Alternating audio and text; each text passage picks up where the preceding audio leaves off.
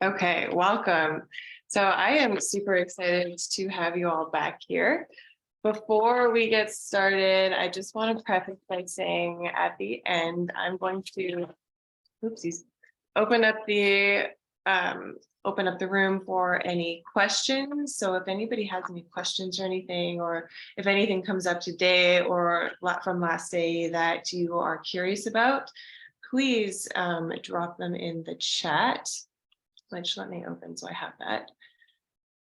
Drop them in the chat, or we'll just meet up after and we can talk about it. So if anything comes up, just take note of that and we'll get started. So last week was probably a lot. It was a lot of information. I realized this. So I encourage you while we're going through this to just be aware of what's opening up for you and go back into the course and kind of go through that again. That's where you'll find more of that foundational information. And then hopefully what we're talking about in today's lesson and last week's lesson will kind of add a different flair, add a newer level of understanding into it. So reminding ourselves that even though we are empaths, we have these highly sensitive special nervous systems, it's also just another label of understanding. And so I'm hoping that this will kind of, again, inspire you to understand your own life and your own nervous system and how you go about your day-to-day and how you feel things and exist in your own world. And it's interesting because this term of empath or highly sensitive person or intuitive or whatever you want to call us or call it is now becoming more known or recognized in the real world, would you have it? So even a few years ago, it would be like, oh, that's very woo-woo, like that's kind of crazy. Those are like those kind of crazy people. But now it's starting to be like, oh, there's actually science can prove it. And so it's more recognized, it's more talked about, and there's more of us, which is why I love having this group of women and people together. As the more of us that come together and start to realize how we can actually use this, how we can exist, how understanding how it works, the more powerful we become and the more we can actually like kind of use why we're wired this way. So that's what we're going to talk about a bit today. If you didn't get my message earlier, or if you just didn't have a chance, I was talking about potentially looking, if you have a moment, to look up your human design. So I'm going to talk a little bit about that today, not too much. So if you're driving or if you don't have access to or be able to do that, that's fine. It's not a big deal. But again, the human design system and then another system that I love called the gene keys, which are very similar, are just other ways of kind of putting this label on to help us understand and interpret this energy. So if you remember from last week, what we were kind of talking about is how our highly sensitive nervous systems are wired differently with the purpose of actually interpreting and taking in a lot of these nuances and a lot of energy and a lot of like integrations and things that potentially other people who aren't wired this way wouldn't really have access to. So how it actually appears in our nervous systems, which we're now starting to be able to understand with modern medicine and there are machines that can help us actually see what's going on. But our nervous systems have more gray matter in our brains, helping bridge the gap between the two hemispheres. We're more sensitive to dopamine and stimulants, which we talked about last week as well, which is why in our very hyperstimulated world, we take all of this information in and it kind of just like sits in our aura, in our field, in our bodies. Because we're wired, like I said, to have all of this stuff come in because our job or like why this type of nervous system evolutionarily evolved, like on a very scientific level, is kind of like if you think about the original internet, the original campfire, and you maybe have heard this metaphor before, but this is where people sit around and they exchange ideas and we talk and we're creative and we're able to build things. And the empaths or the highly sensitive people or the people who have this wiring of being able to cross the brain hemispheres, whatever lens you want to put on it, our jobs were to sit in this campfire in this a massive information where all these ideas were exchanged and integrate them and kind of take a higher level approach and really feel out what's the energy, what's like, what's the understanding? How can these things fit together? How can we use it to improve our world? How can we build forward? How can we create the connections that we need to evolve as a species? So this is kind of where it started. So around the campfire, back when humans were, this stimulation was important for us to get. We needed to be able to pick up on all these cues. Again, obviously now in our modern world, there's so much stimulation, so many things that we can pick up on. It quickly becomes overwhelming, which leads to where it becomes a problem for us. And specifically what I'm going to talk about right now is in the physical body. So I was talking about this before, but the body does keep the score. So there's a book, I'm just looking it up right now because I can't remember who writes it. Bessel van der Kolk. Yes, I can never remember the name, but it's called The Body Keeps the Score. So it's an amazing book if you haven't read it already, but it explains this kind of, but through a different lens. They use the word trauma, which I'll go into right now, but they're saying like the trauma we experience, the nervous system stuff we experience, at the end of the day, the energy that we're taking on is stored in our body, and it can manifest as many different sort of things. So how this implicates us now as we exist in our very 3D modern world is it can move into the physical body and affect our health. So in naturopathic, old school naturopathic vitalistic medicine, they would always say to us that like things are trying to come out. So the deeper the issue or the deeper the health imbalance is in the body, the deeper it is embedded into our whole thing. So like, for example, I work with a lot of people with skin issues, topical steroid withdrawal. I know some of you on this call are going through it, or eczema. And I also went through it, and they would always, when I was in naturopathic medical school, all the older docs, like they would say to me, like, this is good, this is great, it's on your skin, like this means it's coming out, it's a top layer. And I was like so miserable. I'm like, do not tell me that this is a good thing. Like, but it does make sense, so it's out coming in. And when you look at even the atopic triad, asthma, allergies, eczema. Asthma is like a very different manifestation of that, but it's on the same spectrum, but it's much deeper. It's in the lungs. So what I'm going here, where I'm going with this is essentially that we as empaths, when we take on all of this information and it's stored in our bodies and our nervous systems, we want to learn how to get rid of it, how to dispel it, how to use it and transmute it appropriately so it doesn't cause health issues and it doesn't go deeper and deeper and deeper into our body and manifest as more and more chronic things. So I'm going to talk about some of those things here, and some of you might resonate with some of these conditions at some points in your life. But these are some of the more common things that I see in empathic women. The obvious one is anxiety, overwhelm, and burnout. This is kind of the hallmark of the highly sensitive person, the highly sensitive woman, right? Is we are quick to take on these emotions and take on these feelings and take on these just energies of other things and people around us that might not even be ours. And it just like how it manifests is as emotion, as feeling, and it wants to come out, and it comes out in the form of emotion. But that always hasn't been safe for a lot of us. And so we suppress it, and then it turns into anxiety and burnout because we're always trying to go, go, go. I don't need to explain this to all of you. You're all highly intelligent women who know exactly what the pattern of this is. But this is quite a big one. You may have also heard me talk about the dorsal vagal response and the vagus nerve. I probably have talked about it with all of you. It's one of my favorite things.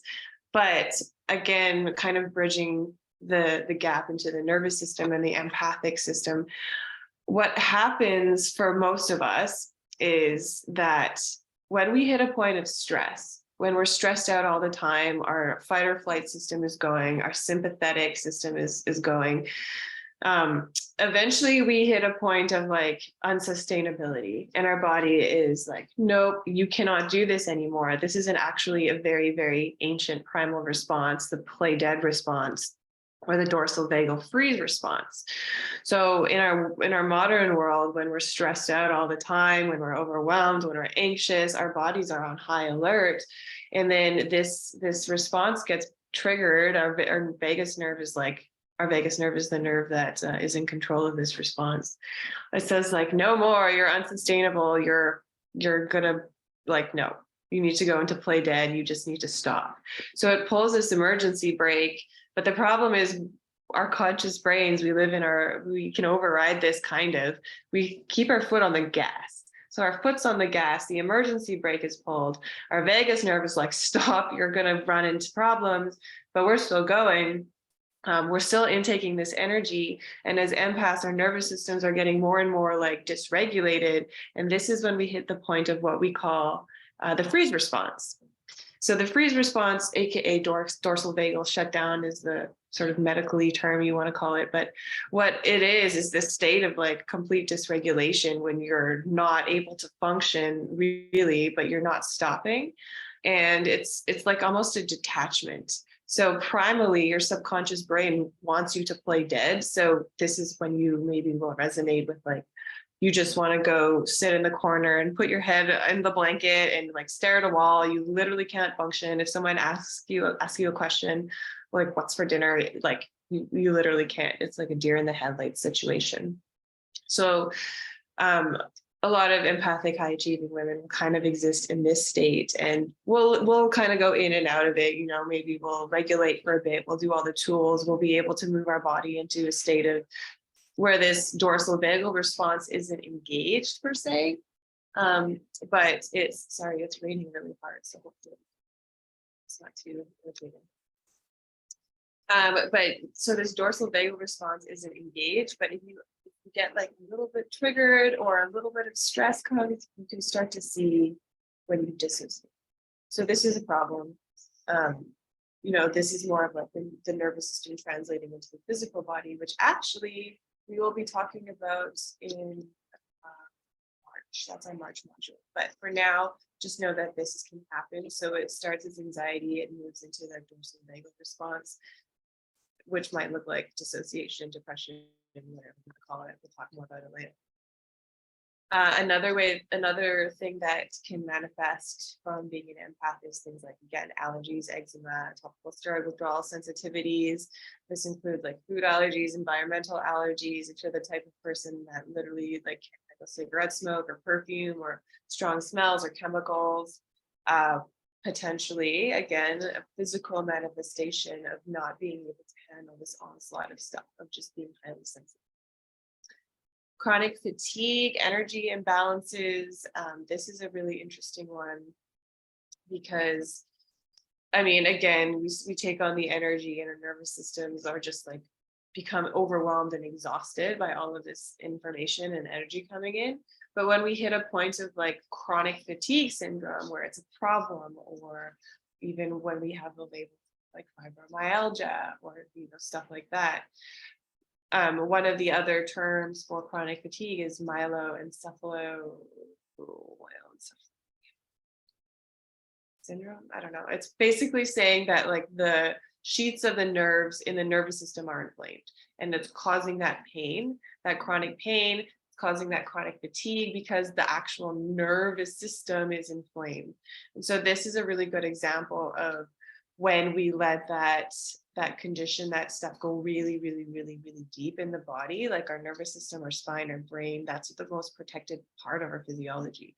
So when we let that go really deep, we start to see like this kind of manifestation. And obviously, if you have chronic fatigue, if you've ever dealt with it, or if you know anybody that does, it's quite debilitating. You are not able to function. So that it's important to keep this in mind, right? We want to not have this suppressed. We don't want this stuff to keep going in and in and in. But like energy imbalances can be the start of it, just like a clue. Hormone stuff, again, more of a manifestation of the physical body. If you've ever dealt with like this can manifest as PMS, as low libido. So this is one of the more common things that will be one of the first to go is the sex drive for women, because physically our bodies are tapped out. Our cortisol is shunting and stealing all the testosterone and progesterone, but also because our minds aren't there, our spirits aren't there, our souls aren't there. We're not connected because we can't be. We feel unsafe, we feel tired, we feel exhausted, we feel overwhelmed. We can't be connected to ourselves or to another person if we have holes. So this is one of the first that will go. And then gut health, obviously, I mean, I shouldn't say obviously, but 95%, or our gut has its own nervous system. 95% of the information going from our gut's nervous system to our central nervous system is going in that direction, from our gut to our brain. So essentially, like, our guts will react to this incoming information kind of on its own and manifest in bloating, can manifest in diarrhea, constipation, pain, like stuff like that. And so they are very intimately connected, especially knowing that the enteric nervous system, which is like the third independent gut nervous system, has its own way of interpreting this information. So last week we also talked briefly about something called the nodule system, which is kind of known in the East, in some other ways of knowing, as like the antenna that takes all of this information in. So it's not something specifically that is talked about or known in the Western world yet, but it's kind of like the outer body, the physical part of the body that we can't see, that takes in all of this information and transmits it to the nervous system, which then interprets it for our bodies. So just, you know, take that with you will, if that feels right to you. But understanding that as empaths, when we move into what we're going to talk about next, which is boundaries and intuition, this is like the system that we're talking about in how to, this is what we're working on. Okay, so I briefly, and please feel free to drop in the chat if there's anything that's coming up, anything interesting for you. I'm going to talk about human design really quickly, because there are ways of sort of understanding our intuition and understanding this empathy that we have. So now that we're like, okay, great, we have all these issues, we have all this stuff that might happen to us, we can get sick, like, what do we do with all this energy? How do we get rid of it? And, you know, obviously with all these issues that I just went through, like gut health, hormone, fatigue, all that stuff, like there will be the physical things that we will do for all of it, but the root cause of it is, okay, our nervous systems are imbalanced because we have all of this stuff coming in. How do we regulate? How do we be semi-permeable so our energy can come in and come out in a healthy way? And maybe you've heard before with empath, like I was saying last week, is boundaries become a big issue for us because we're never really taught how to use them. And also they're working on this etheric kind of nodule other level that we don't typically go into in our Western side of medicine. And so using our minds, using neuroscience, and using visualization is the first way to start actually tapping into these boundaries. So we're gonna talk about this. I'm gonna teach you this, how to do this later. I've experienced so much of what you're talking about. Yeah, it's very common, and it's really, this is again why it's so cool to have us all together and be like, yes, I resonate with that. Like, it makes sense. Okay, so human design, intuition, empathy, empathic nervous system, how does it kind of go together? So now that we know that we are intaking this energy, what do we do with it? How do we kind of go about our day and understand what it means for us? So, like, AKA, how do we tap into our own individual intuition? So there wasn't really a system of understanding of how to do that until human design came along and kind of exemplified that, or put at least words or labels or perspectives into it so we can kind of categorize it and better understand how we work. Before, at least when I was growing up, when we were told, like, listen to your intuition, it was always like just that gut feeling, like that knowing, which is true to a point, but it's also a little bit more defined than that. So Your human design type, there's the your energy type. So this is the main thing. Now, I'm not sure how much into human design you all are, but like I was saying before, it's straddles the line. It's between like astrology, genetics, personality typing based on the Chinese I Ching, ancient traditional knowledge. So it's not very scientific by any sense, but I find it very potent and powerful. And again, it's synthesizing a lot of different ways of understanding. And it does take in aspects of like the genetic code, for example, which is super cool. So again, take with this from what you will. If you find it helpful, great. If not, great. So if you did take a chance to look at your type, what we're going to be talking here is not so much the energy type, which is like the manifestor, projector, generator, reflector, and manifesting generator. Those are all really interesting, and I encourage you to go into that. But we're going to get really into talking about authority.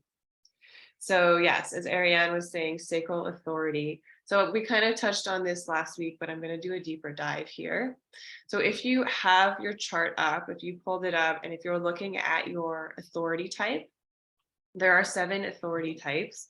So emotional, sacral, splenic, actually, I just look at emotional, sacral, splenic, environmental, self-projected, ego, and lunar. So you're going to be in one of these, and this authority type is kind of basically explaining how your intuition talks to you, how your language speaks to you specifically, and then when you can start to kind of learn how to tune into it. So it will be different for everybody. It is that kind of gut feeling, that gut knowing that you might always be familiar with, but it's just nuanced down a little bit more.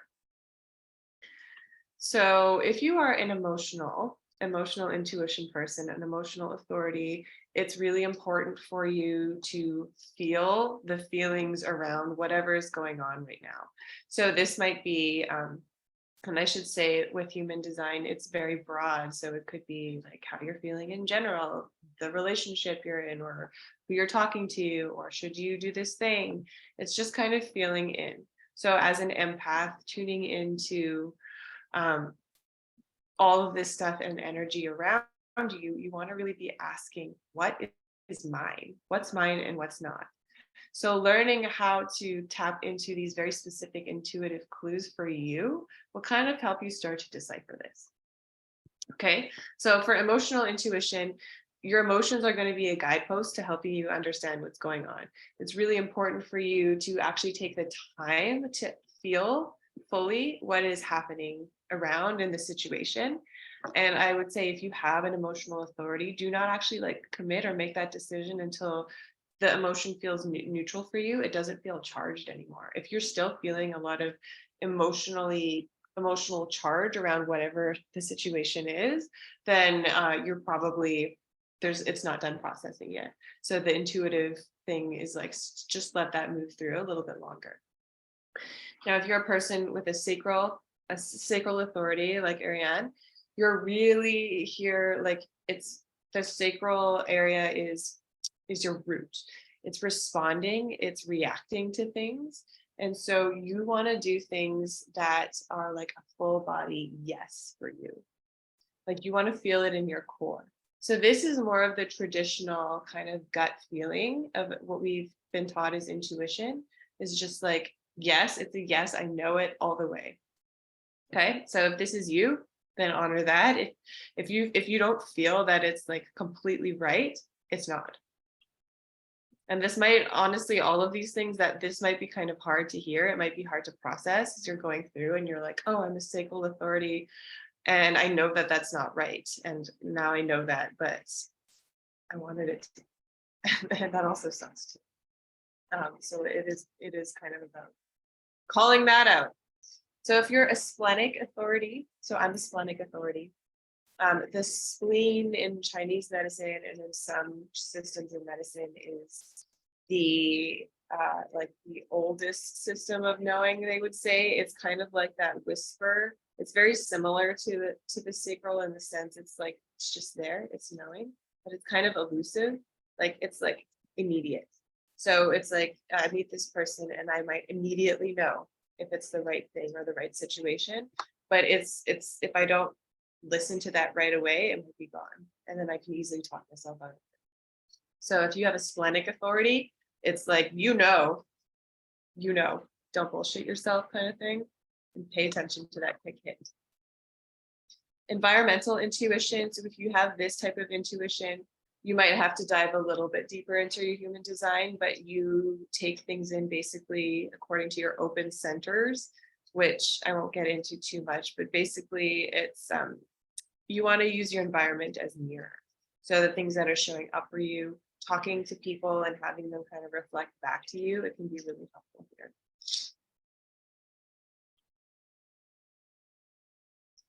And self-projected. So this is kind of like you self-lead yourself. Basically, just talk it out with a friend, write it out. This is helpful for you to kind of tap into your intuition. Ego and heart. So if you have this type of intuition, you basically want to follow your desires. And they call it ego, not in a bad sense, but it's like, what do you want? What does your heart really truly desire, and follow that. And again, this is true for all of us in a sense, but if you have this type of intuition, then really like tapping into what you want and learning that it's not selfish to want what you want and go for it. So this type of authority, I find sometimes it can be tough to honor it, because in our modern world, we've been taught that it's bad to be selfish and it's not okay to want what we want, especially as women. So deconditioning this is going to be key, especially for this type of intuition, because what you want is literally your purpose. So tapping into that and kind of being mindful if that's you here. Lunar intuition is the last one, and it's kind of more interesting. Again, this type of person is one that really needs to wait on their decision making, waiting the full lunar cycle, so a month essentially, and then see what patterns come up around that. Patterns are going to be really important here. So those, again, are the types of authorities. There's the 7 of those. So dive into your human design if you haven't yet, and spend some time with the energy type, the main thing. That'll be like the first thing that comes up for you, and then spend some time in all of it. But your authority is your intuition, how I like to see it. So I see this one as really important. And I was told that it can be a lot to hear your human design, because it may feel right yet conflicting because of conditioning. Yeah, totally. And that's why I kind of bring that up too, is when I was first learning about mine, it was like, especially being a splenic authority and learning that, like, I know right away, and I kind of already knew that, but it's easy to not to talk yourself out of it. And so now knowing when I am in a situation, knowing right away, and that's kind of just how my intuition is. And if that's not the answer that my logical brain wants, it's like I have to learn not to talk myself out of it now. It's like, okay, you know that your intuition talks to you right away. You know that that's the right answer. Like, stop bullshitting yourself. And you'll notice that that's something that I keep saying, because I have to tell myself that a lot. So it can be a lot. So again, honor this and take with it what you will if you want to dive in. And if it's a lot, if it's just sit with it. Okay. Yes, so that's that. So when it comes to understanding our intuition and being empaths, and kind of learning that what we are taking in is actually trying to serve us forward and actually helping us integrate, the best place to find your human design, you can just Google it. I sent out a link and I'll send it to you after, but just Google it, your human design chart, and you can find it. But what we're going to talk about now is boundaries. So once you learn that how your intuition is speaking to you, we can start to learn what's ours and what's not ours. And this is going to be key for being an empath, is working on our boundaries, which I'm going to show you how to do that and what that actually means, but also deciphering what's coming in and what's what's actually ours to feel. And because we're made with these, we're made to be semi-impermeable, we're allowing these things to come in, but we don't want them to stay in. And so getting really in tune with that, your own intuition and your own feeling and how this stuff manifests for you is going to be key. And, I never thought I would be saying this, but honestly, pay attention to the cosmos, pay attention to what's going on in the sky. There's a book called Cosmos and Psyche. There's actually lots of books and lots of studies now, and astrology always used to be considered kind of woo-woo as well, but now we start to see that, and even in like ancient systems of medicine and Chinese medicine and Ayurveda, like the macrocosm is the microcosm. We reflect as above, so below, we reflect what it is. And so even like stuff like full moons, and the scientific reasoning behind that is like our menstrual cycles cycle on the full moons. And so our energy cycles are going to change in the full moons. And so this is one example that we know of, but there's so many other things that exist in this microcosm that we don't. So pay attention to what's going on in there and what kind of stuff is happening. Start to listen to start to feel into what's yours and what's not. Again, this is just going to be practice and kind of sitting with it and deciphering the difference and letting it go. When it comes to boundaries specifically, we're going to learn about, I'm going to teach you one that is working on the Nadiel system. It's called the core essence protection.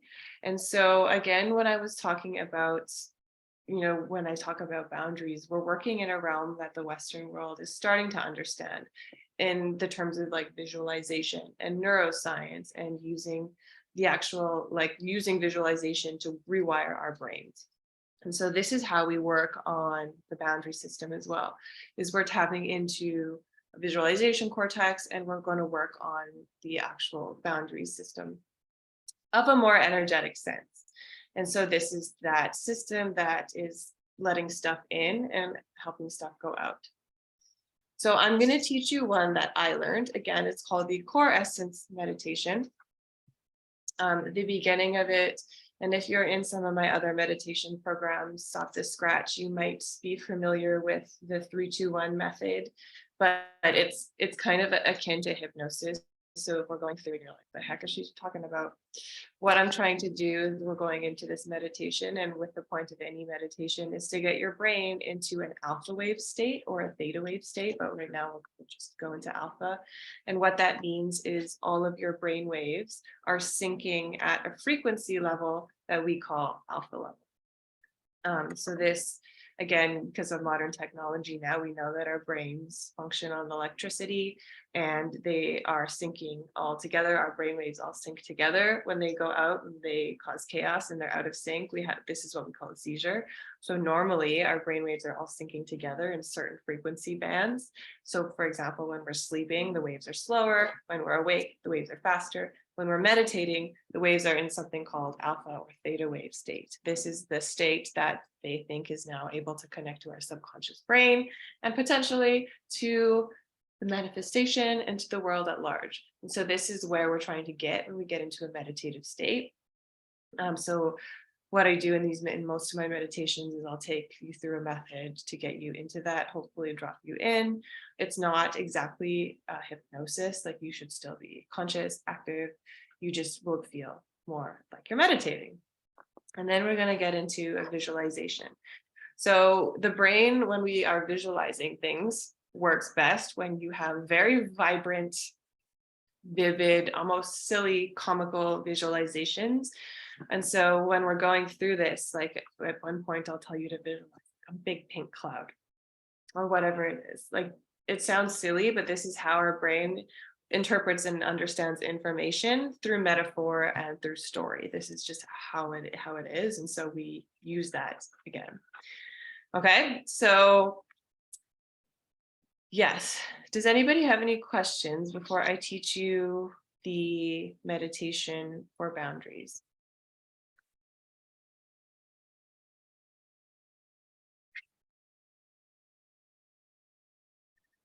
And if not, I will invite you to get set up in a comfortable spot. And So let's get started with that. So I like to play frequency music in the background as well. So if you're doing this at home or if you're ever meditating, you can, when you're starting, you can find even just on Spotify searching like frequency, alpha wave frequency. And for your brain, it'll help actually, like, because frequency is sound as well. And it'll help and train your brain into these alpha wave states. So I will use that sometimes. They say not to use it every time because you don't want to become dependent on it, just like any tool, but it can be helpful. Okay, so I will invite you all to find a comfortable position. So when I was taught this meditation, this is from a system, again, it's called total body modification. It's kind of an old school vitalistic session, or vitalistic modality, sorry, understanding the human body as a biocomputer. I won't go into it too much. It's very interesting though.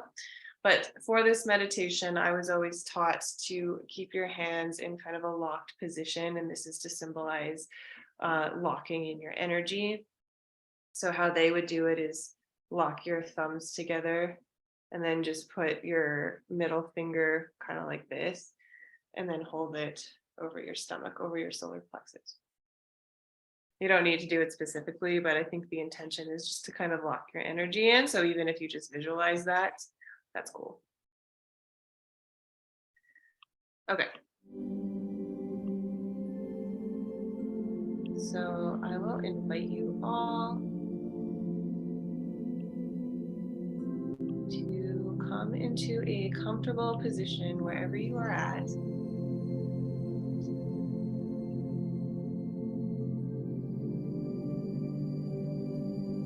Start to feel your feet on the floor. Feeling your energy levels locked in, whether physically through the mudra, your hands, or energetically, your visual mind.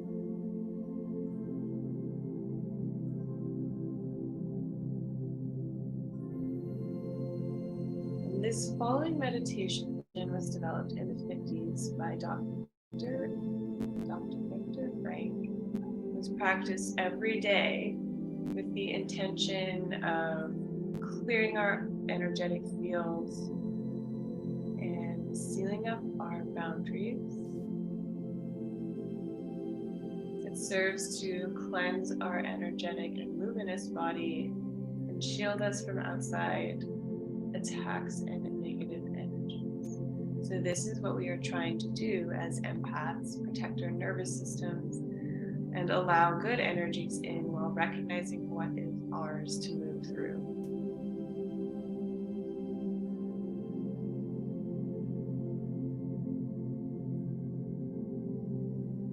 So we're going to get into alpha level now. So start to feel your body in the chair, on the couch, on the floor, wherever you are.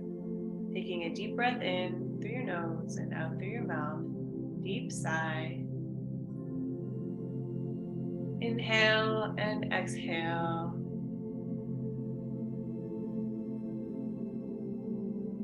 Inhaling in through your nose and out through your nose.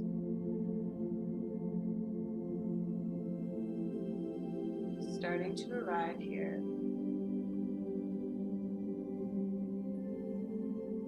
And in your mind's eye, start to visualize the number 3 times. Now this might be, you might visualize it as a sign, as a bright color. Whatever it is, just bring it to your mind's eye and visualize 3, 3, 3. Whenever you visualize the number 3 times, you're being programmed to move into a state of complete physical relaxation. So start to notice your shoulders relax, relaxing your mouth, your throat, your jaw, relaxing the area around your chest, your abdomen, relax your lower back, your arms, your hands. Relax your groin, your pelvis, your quads, your hamstrings. Relax all the way down into your calves, your toes. Relax. See if you can challenge yourself to completely relax just a little bit deeper with each breath. Sending breath to any area of your body that needs it the most. Relax. You are now at a level of complete physical relaxation. Now, in your mind's eye, bring up the number 2 3 times. 2, 2, 2. Know that when you visualize the number 2 in your brain, you're moving into a state of complete mental relaxation.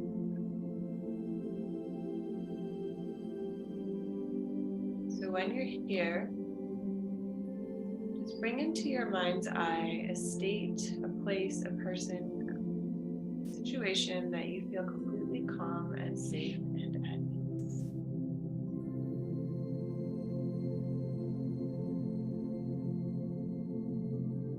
Bringing this into coherence with your breath, you're now programmed to be at a state of complete physical and mental relaxation.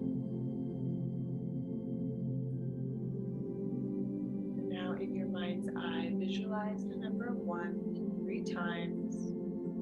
1, 1, 1. You are now at your center. Know that each time you move through this exercise and program yourself, you can reach the alpha state quicker and quicker. Each time you come into this state, you move deeper and deeper into relaxation.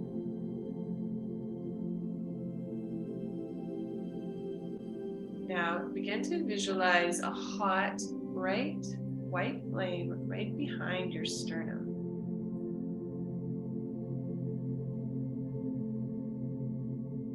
As you continue to breathe, use your breath like a bellows to increase the intensity of the flame and make it grow.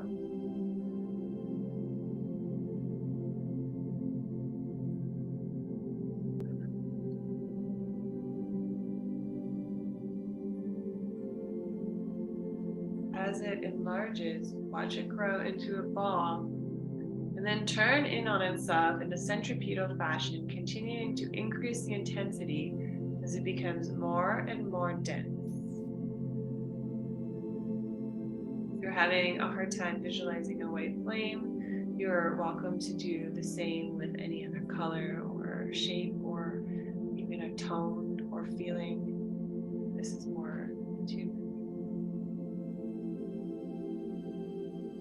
As you notice this ball of light start to grow, cause it to grow throughout your abdomen and your chest, continuing to use your breath as it bellows to blow the intensity, feeling this light flow into your neck, your shoulders, and down your arms, now into your head, feeling it flow into your pelvis, your buttocks, and down your thighs, your legs, and your feet.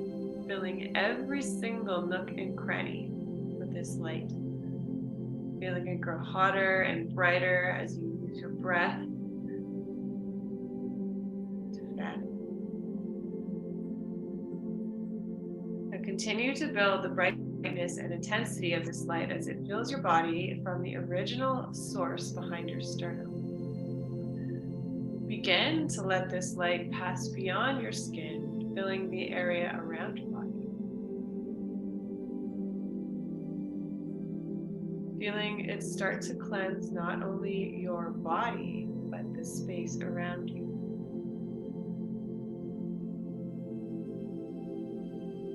And once this light has filled your entire body and the light around you, space around you, maybe about 6 inches, take a quick deep breath and draw the white light right back into your body. Your body's now filled with this light, the spark of life from behind your sternum, and it continues to grow brighter and brighter, and hotter and more concentrated, radiating throughout your entire body like dense styrofoam. Now look up and you visualize a large spray gun, a large spray machine that's above your head, and it's filled with a clear liquid diamond material.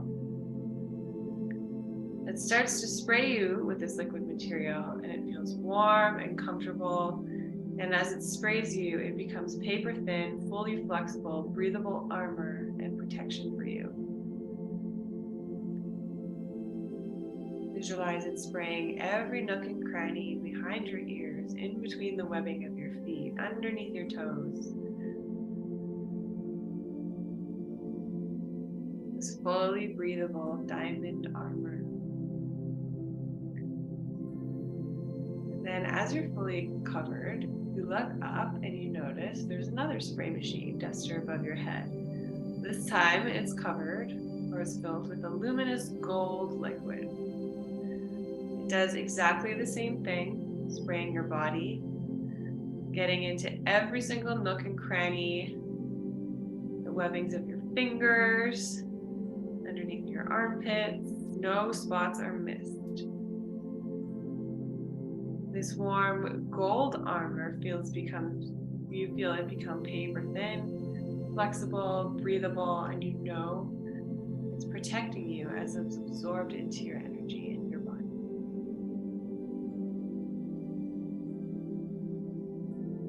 Finally, you look up again and you see a big pink fluffy cloud descending onto you.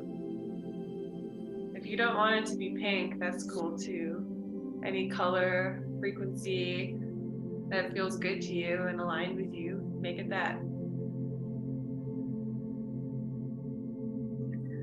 Whatever it is, whatever this energy is, give it a strong visual and feel it start to envelop you, infusing you with an energy that repels any attacks, any energy attacks, any physical attacks, any emotional attacks. What it does is it transmutes this energy into pure love and sends it back tenfold. So now you have this big pink cloud, this big colorful cloud, transmuting energy and sending it back into the world of love.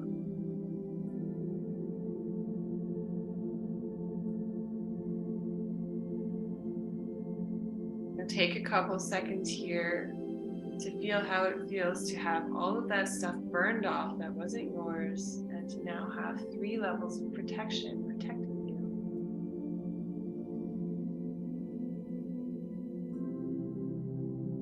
Take a deep breath in, feeling all of this energy infuse you one more time. And when you're done, just open your eyes and arrive back in the room.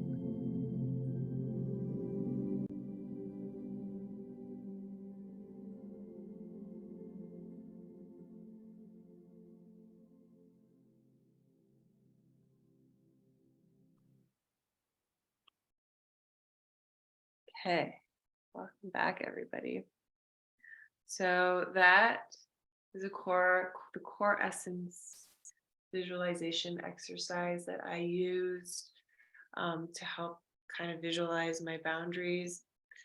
Again, if it didn't resonate with you, that's totally fine. There's plenty out there that you can find that do help, and you can change the shapes, change the color. What you're really doing is just creating a boundary around your energetic field.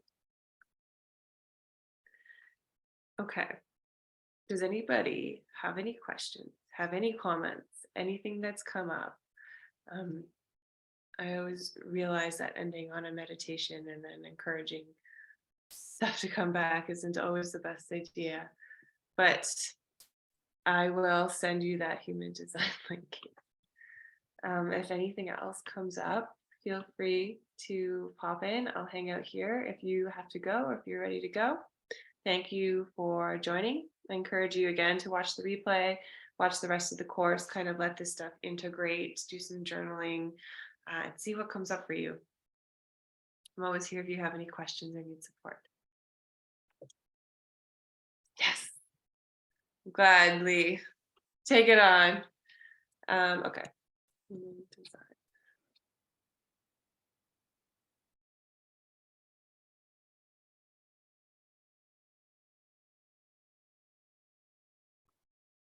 Okay, I'm dropping the link here for anyone who didn't get the message for the human design chart.